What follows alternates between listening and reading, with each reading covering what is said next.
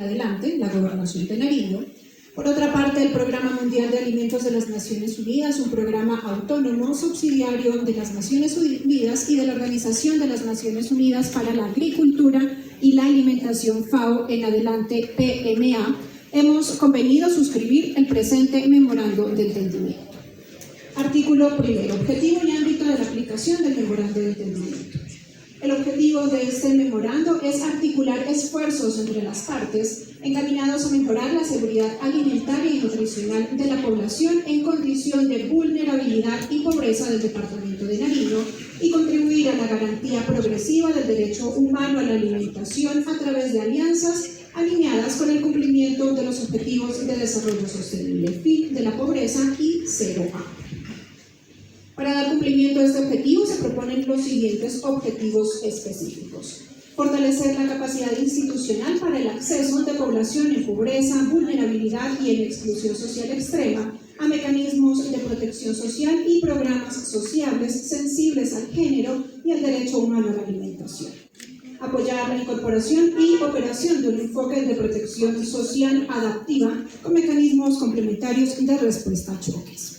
Fortalecer la empleabilidad de población que se encuentra en condición de vulnerabilidad o en procesos de reconversión productiva, así como el fortalecimiento de emprendimientos que no sean exclusivamente agrícolas y que sean en áreas también urbanas y periurbanas.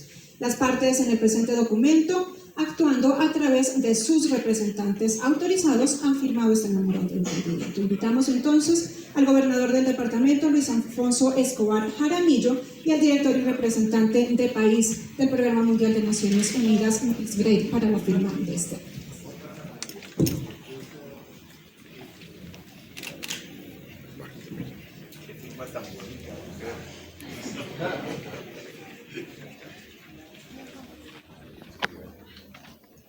Esto es la paz territorial. ¿Sí?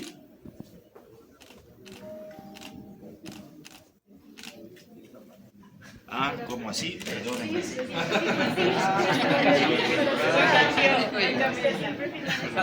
Yo siempre firmo así. Claro, pero me dio la espalda. Bueno.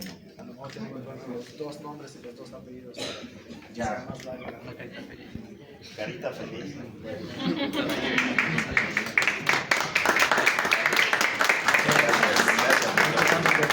Sí, señor. Nos vamos a comprometer a esa concurrencia y a trabajar juntos. ¿Listo? ¿Ya la foto? Tómela bien la foto. Los dos ahí, miren acá, por favor. Sonrían, miren acá. Es muy fácil, ¿verdad? Que hacer tú. Ah, sí, claro. Ya trabajar con los equipos que tienen la orientación, ¿no? Doctor Luis. Encantado, muchas gracias.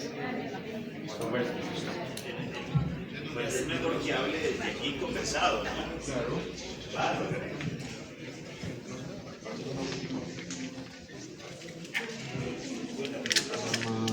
Con el DPS que distribuye canastas llamadas Hambre Cero en el Catatumbo. Ellos están un mes y nosotros vamos a dar un segundo o un tercer mes. Estas mismas canastas también van a llegar a Nariño, más o menos 20.000 personas a partir de finales de julio. Entonces, ¿cómo funcionamos en esa parte? Esta parte está en un 95% financiada por Estados Unidos. Y obviamente ha habido muchos cambios este año y sigue habiendo cambios, lo vemos en las noticias. Para nosotros por ahora seguimos con financiamiento del año pasado y no hemos pausado los programas, pero estamos en negociaciones para ojalá poder renovar estos financiamientos. Países europeos que tradicionalmente también aportaban mucho menos, pues ya han dirigido su atención a crisis en África, en Medio Oriente, mucho más cercanas, ¿no? Ucrania, exacto. Entonces este es un área. El segundo área es lo que llamamos capital humano. Ahí el financiamiento es completamente del gobierno colombiano, porque hay una cosa que hay que aclarar, nosotros no aportamos dinero, podemos juntos recaudar con donantes y eso sí se hace, pero nosotros como agencia no tenemos un presupuesto a menos que no lo recaudemos. Yo en enero me despierto solamente con mi salario para el año y todo el resto hay que recaudar. Pero solemos hacer un buen trabajo en eso. Entonces, en el capital humano tenemos el programa de alimentación escolar en La Guajira, desde hace 8 o 9 años que estamos ejecutando, con un enfoque muy fuerte en localizar las compras. Entonces, y yo siempre digo al equipo, ¿y por qué en La Guajira? Porque es el departamento más seco del país, en donde es más difícil comprar a nivel local, pero pues no, es un desafío, pero nosotros obviamente nos gustan los desafíos. También hay programas como el DPS, hay programas de nutrición y todo el trabajo con la institucionalidad en Bogotá para la protección social, que obviamente es una medida que puede ayudar a los más pobres, mejorarla, hacerla reactiva a las emergencias, son los enfoques ahí. Y la tercera línea, de la cual usted habló bastante, es proteger los ecosistemas, trabajar con los pequeños productores, restaurar los ecosistemas, permitir a la población rural. Estoy muy de acuerdo con usted, el conflicto nace y ojalá se termina en el ambiente rural, se gana o se pierde en el campo. Entonces, muy importantes esos programas, donde trabajamos con más de 100 asociaciones productivas en todo el país, 8 en el Nariño. Hemos tenido un programa grande binacional entre Ecuador y Colombia, donde hemos restaurado ecosistemas, los manglares en Tumaco y la selva en la zona agua. Este programa terminó el año pasado, benefició a más de 10.000 personas. Es un ejemplo. Ahora tenemos otro proyecto con fondos de Canadá en 3 departamentos de Amazonía. Entonces también una línea muy importante. Creo que las oportunidades podrían ser, obviamente si hay emergencias estamos siempre a la orden de poder apoyar. Lo que sí necesitamos buscar fondos de los donantes y pues eso lo haríamos en ese entonces. Pero en ese momento queremos en varios departamentos. Pensamos que Colombia, usted también lo dijo, Nariño especialmente es el contrario de La Guajira, ¿no? Nariño, ambos son departamentos preciosos, hermosos, pero Nariño es, no sé cómo lo dijo, alimenta al país. La despensa, exacto, como yo la tengo en la casita, usted la tiene mucho más grande y come mucho más gente. Entonces, Colombia es tan diversa y tiene tan buenas condiciones climáticas. Usted mismo tiene 5 mundos distintos en un espacio tan chiquito.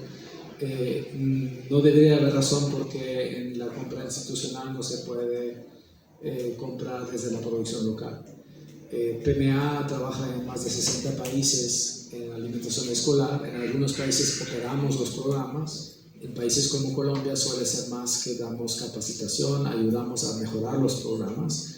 Y un tema que ya lleva más o menos 10 años, que es muy complejo, es cómo, o sea, tradicionalmente se ve la alimentación escolar como una herramienta que ayuda a los niños, a las niñas, de educarse, ¿no? de llegar a la escuela, de quedarse en la escuela, de terminar la escuela, de llegar a la universidad, de tener un mejor rendimiento académico.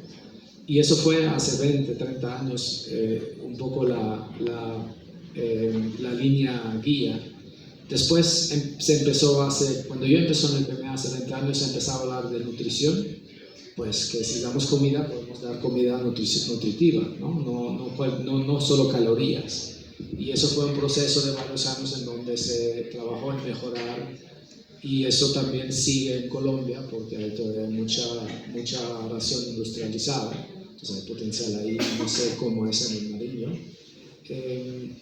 Pero después, hace como 10 años, pues el PAE puede también ser una herramienta para promover la economía local, para estimular la economía local, para crear oportunidades. Yo siempre digo, muchas veces los papás y las mamás de los niños son los pequeños productores que viven en la zona y que un año sí tienen de comer y otro año que hay una sequía o inundaciones, pues de repente pierden la cosecha y de repente caen en la pobreza. Entonces, Eso es muy complejo porque uno no puede contratar con miles de productores, pero a través de asociaciones, obviamente sí. Entonces, yo creo que después de un año en Colombia, me he reunido con varios gobernadores que tienen uno de los programas de alimentación escolar más bonitos del mundo, lleva casi un siglo, está descentralizado, pero ahí nace un problema, porque ya que en Bogotá ponen la normativa, pasan una parte de los fondos no suficientes, ustedes tienen que buscar más fondos, después ustedes lo pasan a los ETS, a los ETS, ellos contratan un operador quien al final hace la compra. Ahí desde Bogotá, por la gobernación, el operador, muchas veces mi impresión es que no se sabe muy bien de quién al final se está comprando. Muchas veces son intermediarios. Entonces ahí quería ofrecer, y ya tenemos 3 gobernadores a bordo con este ejercicio, de acercarnos a los operadores y de analizar de dónde viene de hecho.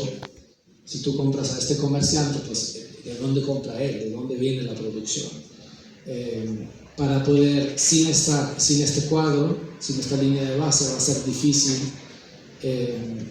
poder adoptar medidas para que se compre más a nivel local. Y hay que ayudar a los operadores, porque muchas veces, sobre todo inicialmente, implica más riesgo y más costos, ¿no? Entonces, ahí creo que hay un gran potencial, pero lo que falta, no sé, en Nariño, pero en otros departamentos, es este análisis básico para que el programa en un plazo de varios años pueda beneficiar mucho más a las economías locales y por ahí combatir la inseguridad alimentaria. Ahí es donde las gobernaciones juegan un papel muy central. Entonces eso sería uno de los rumbos en los cuales podemos trabajar. Una vez que uno hace esto, una vez que uno genera una demanda, como a través del PAI, uno tiene que también generar la oferta y asegurarse que la oferta es al nivel que necesita un programa que alimenta a los más vulnerables, nuestras niñas y niños. Entonces ahí viene todo un trabajo con los pequeños productores, con las asociaciones, las cooperativas, que seguramente ustedes ya han hecho mucho para que ellos puedan cumplir con estas expectativas.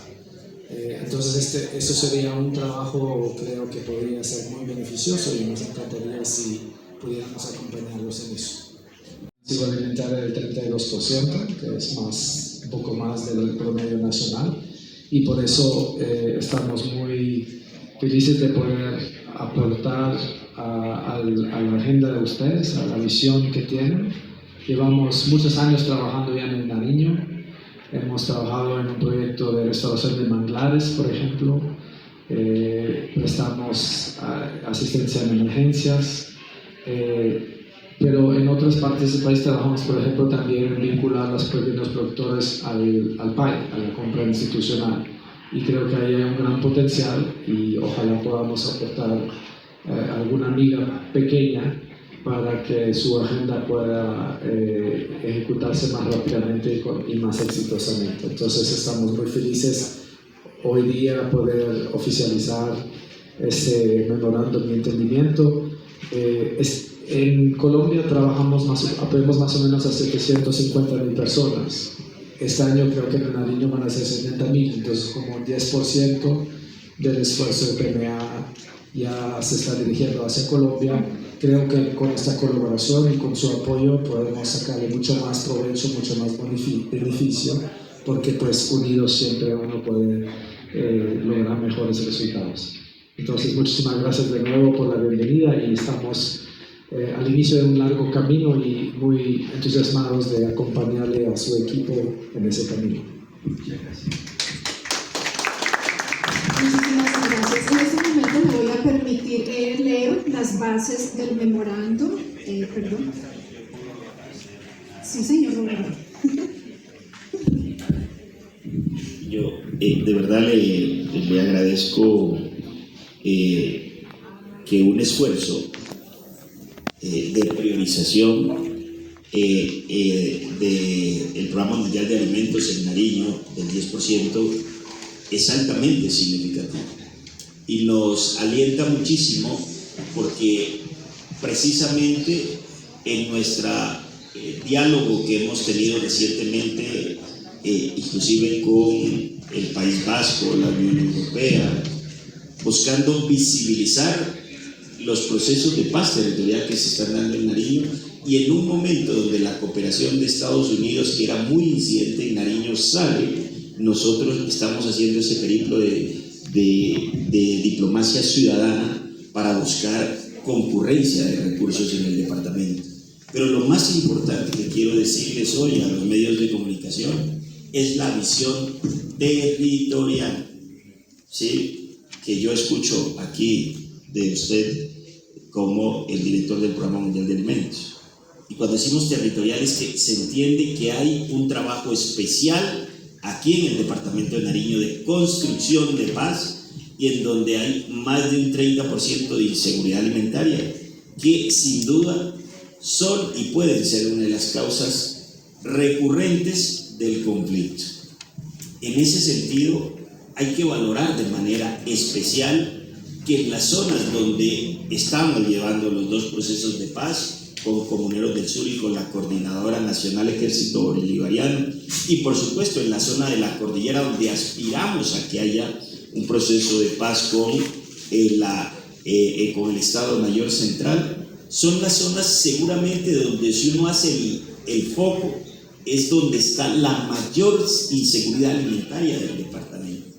Por eso este enfoque territorial a nivel del país para ese 10%, nosotros tenemos que ver como equipo, y el equipo lo sabe, el énfasis en esas zonas de construcción de paz, porque solo así, sin descuidar todo el departamento, por supuesto, sabemos que ese énfasis también lo vamos a hacer, doctor Nelson, allí en esos territorios, porque estos son escenarios, apuestas, proyectos, iniciativas para la construcción de paz. Entonces cuente con la concurrencia nuestra y por supuesto para nosotros la firma de este memorando en un territorio en el que le hemos apostado a la paz y en el que tenemos resultados de disminución del conflicto armado en el departamento, con resultados en términos de salvar vidas, de parar lo que yo digo, la máquina de la muerte en un departamento donde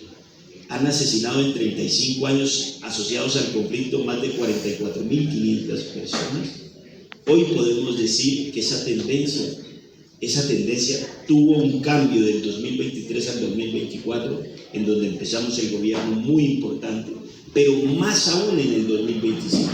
Sostener eso, doctor Nietzsche, es tan importante para seguir cooperando con las entidades y más con una entidad del orden mundial como la que dirige las Naciones Unidas, el Programa Mundial de Alimentos. Pero quiero desde aquí también hacerle un llamado a que efectivamente desde su posición nos ayude, como lo he dicho en Europa, a hacerle un llamado al país y a los parlamentarios de la necesidad de que estos procesos de paz continúen, pero sobre todo continúen teniendo la garantía jurídica de una ley que debe tramitarse en el Congreso en esta legislatura, para hacer que lo que se pensó en el marco de la paz total en 9 procesos de paz, solo 2 de ellos están avanzando en Nariño de manera importante y deben tener la garantía jurídica para que si viene otro gobierno, ¿sí?, los combatientes que ya empiezan a ubicarse en zonas de ubicación temporal y que acompañan los procesos de sustitución de cultivos de uso ilícito y que tienen que hacer su tránsito a la vida civil, probablemente muchos en la actividad agrícola, déjeme decirle, necesitan tener la garantía de que el proceso de paz les permita seguir y continuar en el proceso. Por eso estamos haciendo un llamado a la comunidad internacional, lo hemos llamado a los congresistas para que a partir del 20 de julio, y lo dijimos ayer con el Procurador General de la Nación, ¿sí?, haya un apoyo para que esta ley, que no debe ser una ley propuesta solo por el gobierno nacional, sino de origen parlamentario, se entienda que Nariño necesita la continuidad de ese proceso de paz. De lo contrario, volveremos a estallar en una guerra por las posiciones estratégicas de los grupos armados en el territorio. Por eso quisiera hacerle ese llamado especial que quede como registro de firma de este memorando, donde nuestra apuesta es trabajar por mejorar la alimentación de ese 30%, como usted lo dice, y reiterar que la paz de este país está en el campo. Y por eso nuestra apuesta es que estos ejercicios de paz sean sostenibles y duraderos en el tiempo. Muchas gracias, doctor.